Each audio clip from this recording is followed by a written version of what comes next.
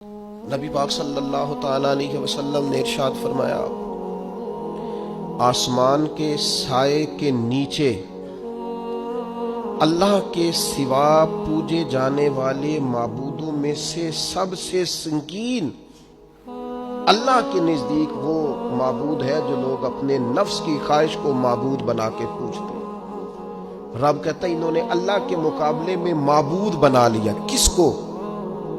نفس کی خواہش کو۔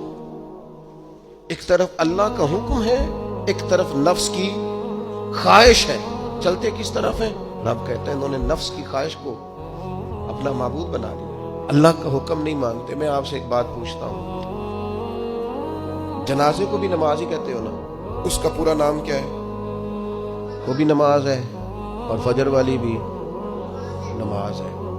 کتنا دوڑ رہا ہے بندہ، محلے کا ایک علاقے کا ایک بااثر آدمی انتقال کر گیا، دوڑ رہا ہے، چھٹی لی ہے، بھاگا آیا ہے، جلدی سے وضو کیا، جنازہ پڑھنا ہے، لمبا چوڑا رش ہو گیا، صفیں گنی نہیں جا رہی، سر گنے نہیں جا رہے۔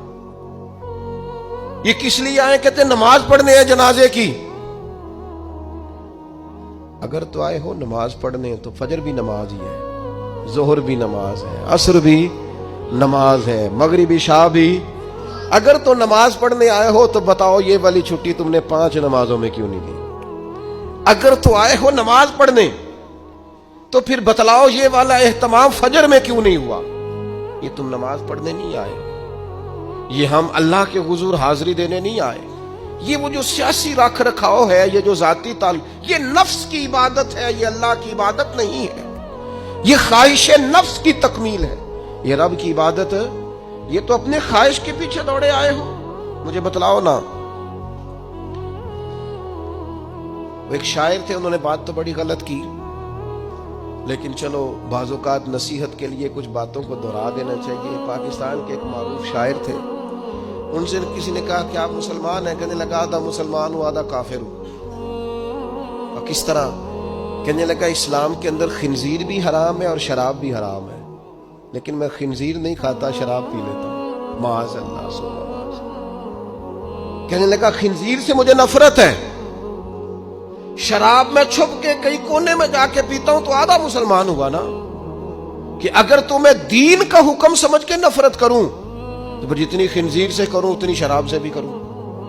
تو کسی نے اس پر تنقید کرنی چاہیے تو اس نے کہا ٹھہر جا ذرا سن، جس طرح شراب حرام ہے، جس طرح جوا حرام ہے، جس طرح خنزیر حرام ہے، ملاوٹ بھی تو اسی طرح ہی حرام ہے، حرام مال بھی تو اسی طرح ہی حرام ہے۔ یہ کیسی تمہارے نفس کی خواہش ہے کہ خنزیر نہیں کھاتے؟ کہتے ہیں کہ کسی علاقے میں ایک آفیسر تھا، تو وہ سب حرام مال اکٹھا کرتا تھا، تو کوئی کسی کی ضرورت ہی نہیں تھی اس سے بات کرنے کی۔ تو ایک بوڑھی اماں تھی، وہ بڑی حق بات کہنے کا مزاج رکھتی تھی، تو ان کی مرغی مر گئی، تو اس کے گلے پہ چھری چلا کے نا تو اس آفیسر کے گھر دے آئی دیسی مرغی۔ تو وہ شام کو شکریہ ادا کرنے آ گیا، کہنے لگا اماں کمال کر دیا، دیسی مرغی تو کسی کو دیتا ہی نہیں۔ کہنے لگی بیٹے نہیں، کمال والی بات نہیں، مر گئی تھی۔ تو وہ ناراض ہو گیا، کہنے لگا مر گئی تھی تو میرے گھر کیوں دے دی؟ کہنے لگی سارا محلہ جانتا ہے تو سارا حرام کھاتا ہے۔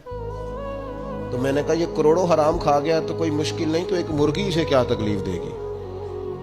تو اللہ نے اس کے دل میں بات ڈالی، اس کو اثر ہوا، وہ رونے لگا، کہنے لگا بات تو ٹھیک کر رہی، کروڑوں روپیہ حرام کا آئے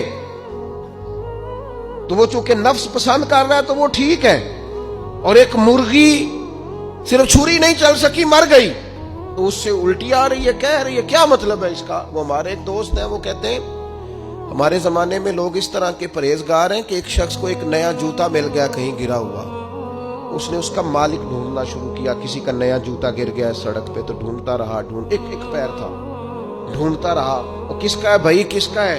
تھوڑی دیر آگے جا کے اسے اس کا دوسرا پیر بھی مل گیا، پھر اس نے مالک ڈھونڈنا چھوڑ دیا۔ پہلے وہ نیک تھا، کیونکہ ایک جوتا تھا نا، پہن نہیں سکتا تھا۔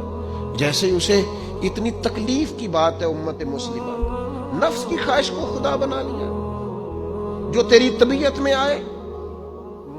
ویسے ماں باپ کو تو وقت نہیں دے سکا، ویسے اگر تجھے کہا جائے کہ ماں باپ کی طرف سے کسی یتیم بچے کا خرچہ اٹھا لے، وہ تو نہیں اٹھا سکتا، تیرے ماں باپ چلے گئے، ان کی وجہ سے تو کسی غریب بہن بھائی سے تعاون کر تاکہ ماں باپ خوش ہوں، احسان ثواب وہ تو نہیں کر سکتا، دیکھے چیلم پہ 50 پکے گی، کیونکہ پتہ چلے نا برادری کو کہ جناب نے چیلم کیا۔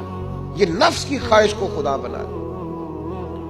سیاسی افطاریاں ہو رہی ہیں، کسی کی نیت پر شک نہیں، اچھی نیت سے لوگ افطاری کراتے ہوں گے، لیکن وہ گھروں کا بھی تو ہمیں پتہ ہے نا کہ جہاں لوگ آٹا بھی اس لیے تھوڑا پکاتے ہیں کہ کل بھی اس کی ضرورت ہے۔